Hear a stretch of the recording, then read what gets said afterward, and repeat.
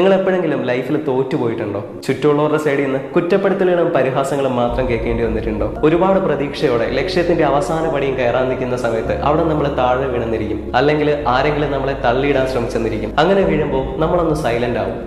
ആ സൈലൻസിന് രണ്ടർത്ഥങ്ങളുണ്ട്. ഒന്ന്, നമ്മൾ ക്വിറ്റ് ചെയ്തിട്ടുണ്ടാവും.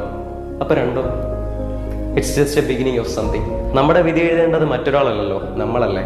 ഒരു നല്ല ലൈൻ ഉണ്ട്, work hard in silence, let your success be your